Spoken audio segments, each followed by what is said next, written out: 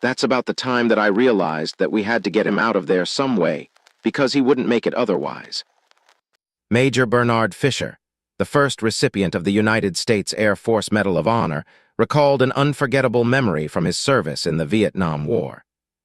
It was a ferocious battle in a Shao, a misty valley with lush green hills that soon resembled a scarred, cratered moonscape after B-52 strikes. On March 10, 1966, the Special Forces camp at A Shao came under attack from 2,000 North Vietnamese regulars wielding mortars, 75mm recoilless rifles, and automatic weapons. The weather conditions were entirely unfavorable for air support operations. Amid intense opponent fire, Major Fisher displayed extraordinary courage, going far beyond the call of duty. Defying life-threatening danger, he and his A-1 Skyraider braved all risks to rescue his comrade, Major Myers. Miraculously, both men survived. The A-1 Skyraider proved resilient enough to carry both men to safety, despite sustaining 19 bullet hits and taking off from an unfavorable runway. Major Fisher's actions were recognized as embodying the highest traditions of the United States Air Force, bringing great honor to himself and the nation's armed forces. The human factor is paramount, but the rugged A-1 Skyraider cannot be overlooked. Nicknamed the SPAD, it was the last American propeller-driven aircraft to see large-scale combat. With a bomb-carrying capacity rivaling the B-17, an endurance of up to 8 hours, and remarkable durability, it excelled in escorting and supporting rescue helicopters. What made the A-1 capable of such feats? What design and technical features enabled its success? Let's dive into the story of the A-1 Skyraider, an aircraft with an unusually long career, serving on the front lines well into the jet age. The unlikely warrior. By June 1965, the Douglas A-1 Skyraider was a 20-year-old design in a world where supersonic jets ruled. Many pilots called this propeller-driven aircraft an anachronism, a relic from World War II final days that served among advanced jet fighters.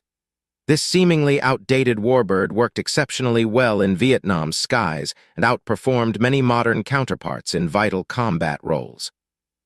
The aviation world embraced jet technology as the Skyraider began service. The early jet age saw manufacturers racing to build faster designs to gain capability and prestige. Military aviation underwent massive changes between the 1950s and 1960s as combat aircraft moved from propellers to jets. The A-1 Skyraider showed remarkable resilience despite this technological move. Jets like the F-4 Phantom, B-52 Stratofortress, and SR-71 Blackbird represented aviation's peak technology. Yet the modest Skyraider continued to excel in combat operations. The Navy and Marine Corps managed to keep the Skyraider as their main attack aircraft. It offered two vital advantages over jet-powered successors: higher payload capacity and much longer flying time. The Vietnam battlefield created unique challenges that unexpectedly suited the Skyraider's capabilities. Military planners found that there was more to combat aircraft than speed as counterinsurgency operations grew. The unique design of the A-1 Skyraider made it an ideal tool for various counterinsurgency missions, where persistence, precision, and adaptability were critical. With its ability to fly slowly and stably, the Skyraider could execute precise strikes near ground forces, playing a vital role in close air support missions. The aircraft's remarkable range also enabled covert cross-border missions, such as those in Laos or Cambodia. Moreover, the A-1's durability and extended loiter time made it the perfect choice for special operations, where warfare defied traditional rules, and success hinged on the flexibility of each iron wing in the sky. Air Force Skyraiders completed over 90,000 combat sorties by the Vietnam War's end. This included more than 1,000 monthly missions during peak fighting periods. The aircraft's resilient construction and extra armor plating let it absorb heavy damage while completing missions. This contrasted with faster aircraft that remained vulnerable to ground fire during brief attack runs. Engineering excellence. Inside the Skyraider's incredible design, The A-1 Skyraider's legendary performance in battle came from brilliant practical engineering. Ed Heinemann and his team at Douglas Aircraft created this masterpiece during World War II final years. They believed in making things work rather than chasing perfect theories. The Skyraider started as a carrier-based, single-seat, long-range bomber and ended up becoming one of aviation's most adaptable aircraft. The Skyraider's design team paid incredible attention to detail. Their research explained something remarkable. Cutting just 100 pounds of weight made the aircraft perform better in every way. The takeoff distance dropped by 8 feet, combat radius grew by 22 miles, and the plane climbed 18 feet per minute faster. This discovery led the team to look at every single part of the aircraft. Heinemann told his engineers to find weight savings everywhere, no matter how small. They came up with smart solutions. Streamlining the fuel system's pipes, valves, and structure reduced weight by 270 pounds, resulting in a lighter, more compact, and easier-to-maintain system while preserving performance. Engineers also eliminated the internal bomb bay, opting for external bomb mounting. This solution cut 200 pounds by removing the need for complex door mechanisms and reinforced walls, while allowing more flexible mission configurations. The dive brakes were refined to further reduce aircraft weight. The new design, with fewer components, was lighter by 70 pounds yet remained effective. Finally, the tailwheel design was revised. Instead of developing a new system, the team chose a simpler, proven older tailwheel model, saving an additional 100 pounds. The team's relentless focus on weight savings led to an amazing 1,800-pound reduction from the original design. This obsession with weight efficiency made the Skyraider exceptional. It could carry massive loads while staying nimble in the air. The Skyraider's design featured straight, low-mounted, tapered wings that made it incredibly maneuverable at low speeds. The wings had 7 hardpoints on each side, letting the aircraft carry an impressive array of weapons. The Wright R-3350 radial engine sat at the Skyraider's heart, giving it the muscle to handle heavy loads. The aircraft stretched 50 feet wing-to-wing and 39 feet long, weighing nearly 12,000 pounds empty, yet it remained surprisingly flexible in its rolls. The airframe worked well for many different missions. The A-1 really shined at precision attacks, taking out tough targets like bridges or dams in mountainous areas. The design let pilots use advanced techniques like toss bombing or over-the-shoulder bombing with great accuracy. The Skyraider's solid engineering let it grow through 7 different versions. Each new model got better, while keeping the core design that made it so effective for decades. Pilots who flew the Skyraider swore by its toughness in combat. Unlike jets that were modified to carry bombs, the A-1 was built from the ground up for attack missions and had armor in all the right places. This design choice gave it a huge advantage in its main role. Marine Corps Skyraiders started taking heavy hits during low-level support missions, so engineers created extra armor protection. They added external aluminum armor plates, 0.25 to 0.5 inches thick, to protect the bottom and sides of the fuselage. Even with an extra 618 pounds of armor, the Skyraider still handled beautifully. The pilot's cockpit got special treatment with titanium armor. This focus on protection paid off. The Skyraider became famous for taking hits and bringing pilots home safely. The plane's tough build let it survive damage that would destroy other aircraft. The Skyraider's engineering excellence created something special that stayed relevant long after everyone thought it should be obsolete. Its optimized weight, flexible design, and focus on survival came together to set a new standard for close air support aircraft that followed. The Skyraider's massive payload. Pilots nicknamed it the Flying Dump Truck. The Douglas A-1 Skyraider lived up to this name with its amazing weapons-carrying abilities. The A-1 could carry 10,500 pounds of external ordnance on 15 different hardpoints. These mounting points balanced the aircraft's weight perfectly. A centerline pylon, 2 inboard pylons, and 12 outer wing stations did the job. The centerline pylon handled stores up to 3,600 pounds. Inboard pylons managed 3,000 pounds each, and outboard pylons supported 500 pounds each. These specs let pilots load up for long missions. A standard combat load featured 420mm cannons with 200 rounds per gun, multiple bomb types from 100-pound to 1,000-pound variants, rocket pods with 2.75-inch folding fin aerial rockets or 5-inch HVARs, napalm tanks for close support missions, specialized cluster munitions for various targets. Such massive carrying capacity gave pilots incredible tactical options. Vietnam War records show a single A-1 delivered firepower equal to several jet aircraft and stayed in the fight longer. The Skyraider shined through its mission adaptability. Pilots used at least 32 different types of ordnance throughout its service life. This flexibility let them customize their weapons for any mission. Ground attack missions saw a mix of general purpose, fragmentation, and white phosphorus bombs. The plane could carry specialized weapons like CBU-22 and CBU-25 cluster bombs. These used the SUU-14 dispenser system to spread bomblets over target areas. Veteran pilots learned to counter the aircraft's massive torque with smart loading. They often put a 300-gallon fuel tank on the center line and a 150-gallon tank on the right inboard station. This added 3,000 pounds of fuel and helped balance the engine's powerful twist. Skyraider in Vietnam. The A-1 Skyraider emerged as an unexpected champion in Vietnam's skies, showing remarkable effectiveness against sophisticated jet-age threats. This propeller-driven aircraft served as the United States Navy's primary attack platform and later became the Air Force's close air support workhorse. The seemingly outdated aircraft outperformed modern jets in several mission profiles throughout the conflict.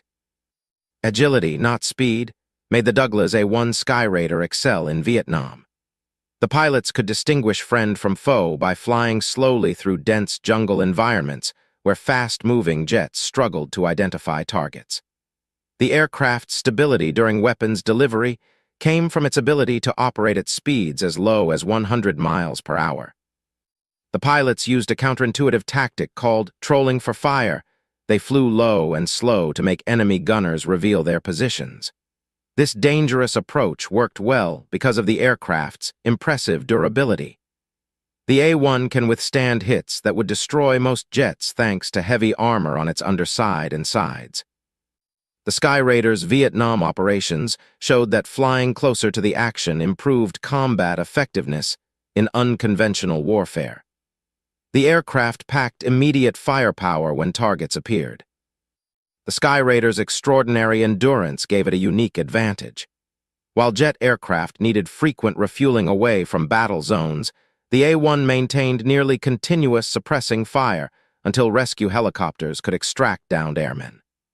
This extended flight time made it a great choice for Sandy combat search and rescue missions, one of its signature roles. Downed American pilots felt relief when they heard the radio call sign, Sandy, from an escort of weapons-laden Skyraiders flying rescue combat air patrol. Navy Skyraiders earned their reputation through extraordinary precision. They delivered 8,000 pounds of bombs accurately from carriers, hitting challenging targets like bridges or dams against mountainous terrain. The A-1's precision became clear during the war's final days. South Vietnamese Lieutenant Nguyen Lan, flying with the 518th Fighter Squadron, destroyed 17 North Vietnamese tanks in just 1 week. Each Skyraider carried 12 500-pound bombs, enough firepower to destroy tank columns with accurate delivery. The Skyraider introduced the concept of tough, survivable aircraft that combined extended flight times with massive ordnance loads optimized for precision strikes. The pilots achieved greater accuracy than faster jets because of the aircraft's stability at low altitudes, making it the top choice for precision-critical missions. The A-1 Skyraider's success in Vietnam challenged military aircraft development assumptions.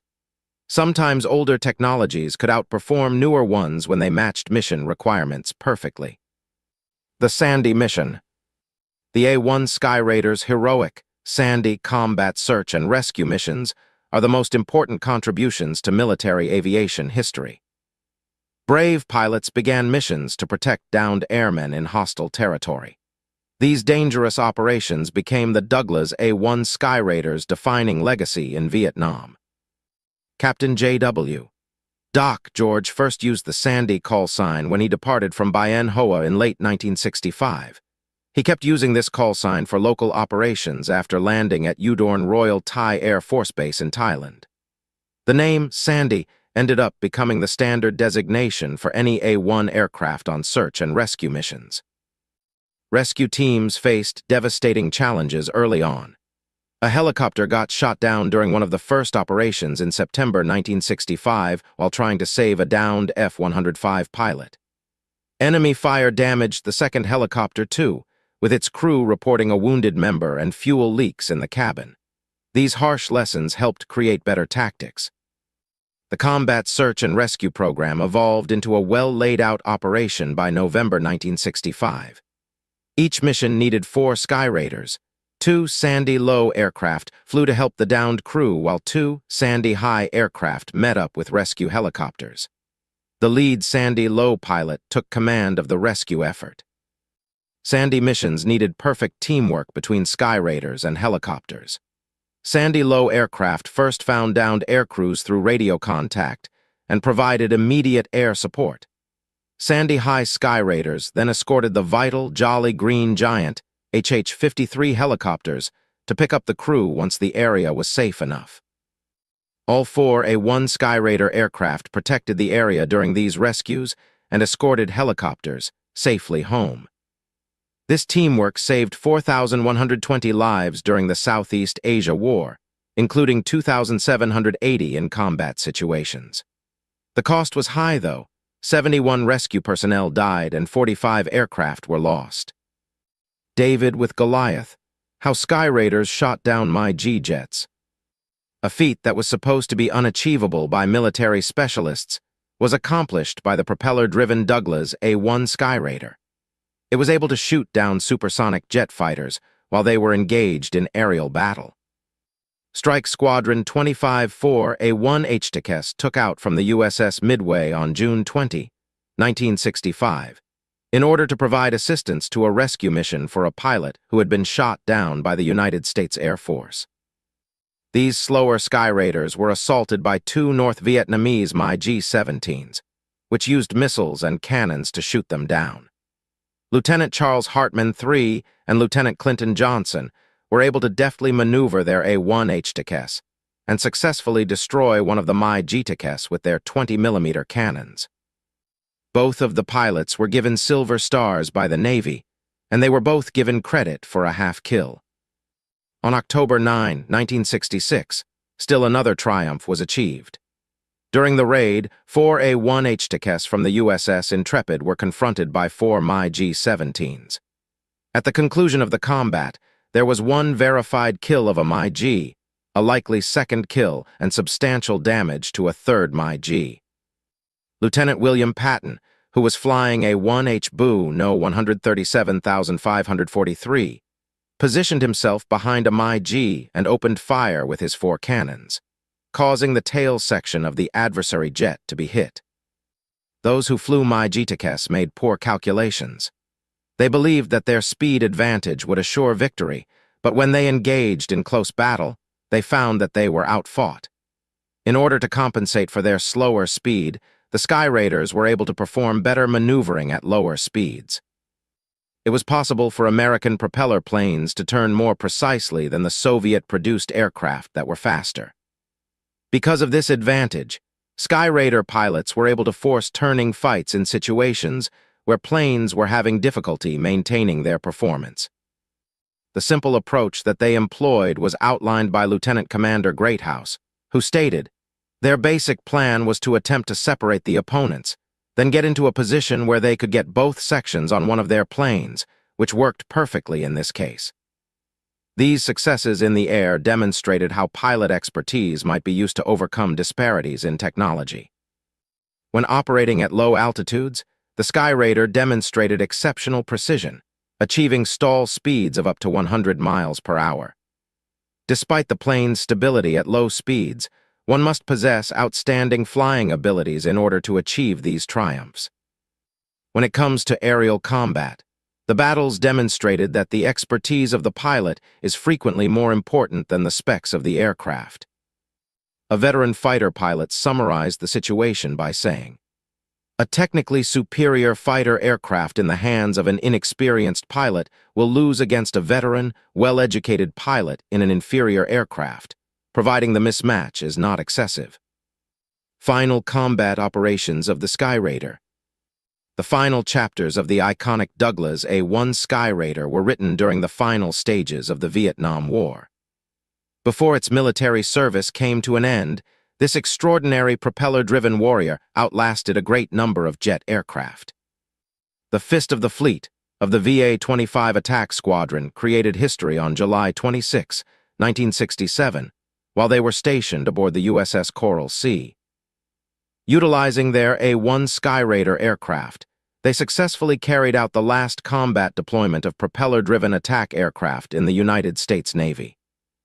It was on February 20, 1968 when Lieutenant Junior Grade Theodore flew the final carrier-based combat mission, which marked the end of the Skyraider Vietnam era. During his famous final flight, he provided Marines with close air support and rescue combat air patrol at the base of Khe Sanh, which was under assault.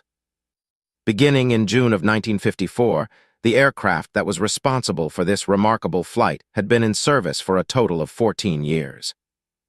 After the retirement ceremonies that took place at Naval Air Station Lemoore in California on April 7, 1968, this veteran machine was handed over to the National Naval Aviation Museum in Pensacola as its final destination.